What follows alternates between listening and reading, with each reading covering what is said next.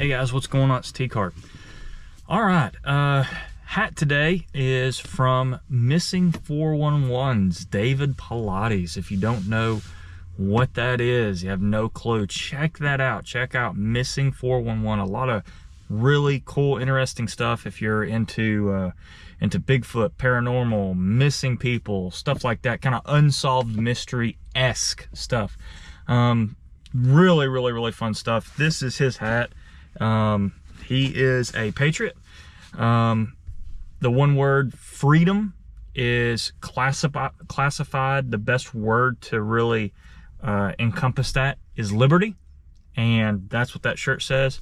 The artwork is drawn up by I believe Harvey Pratt, Native American, and it's got his son's initials on it, Ben Pilates. So yep, all that good stuff, man. Anyway, wanted to talk about something that I think that I get caught up in, and I have screwed up in the prepping world and the and the bushcraft and all that stuff, is I get too wrapped around the axle about knives. What are you talking about, Tcarp? You're a knife guy.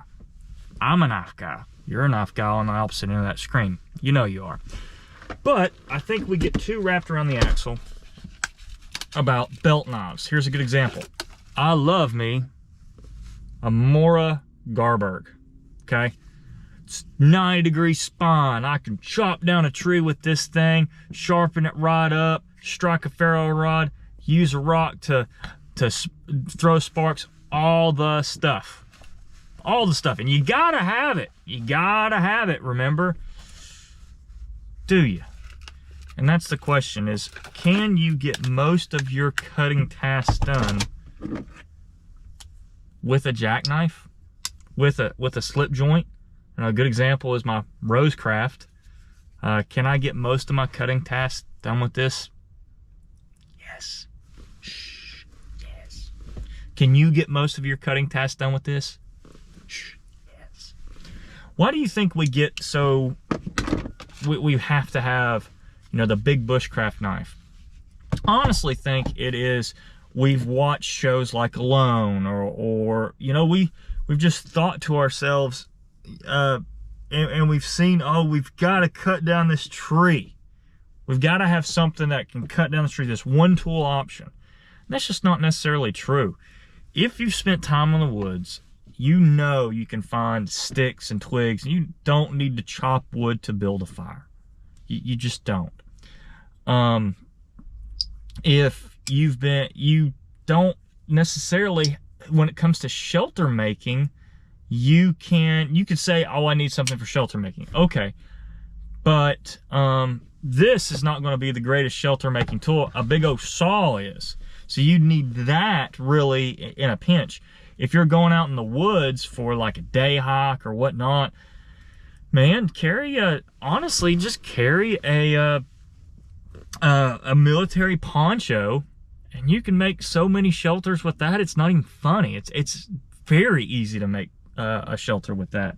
So that's my thing, is like, can you carve? Can you make tent stakes? Can you do just about, like I said, just about anything you need to with this? Yeah. You can't process wood with this, but if you got enough sticks and twigs, you don't really need to process the wood. If you can't break it off in between two trees, not necessarily with your knee, but just break it off, I mean, I just think you don't need it. Now, am I going to carry this? Absolutely I am. And guess what? You are too. And that's okay. It's okay to say we really like this. But do we really need a big bushcraft knife?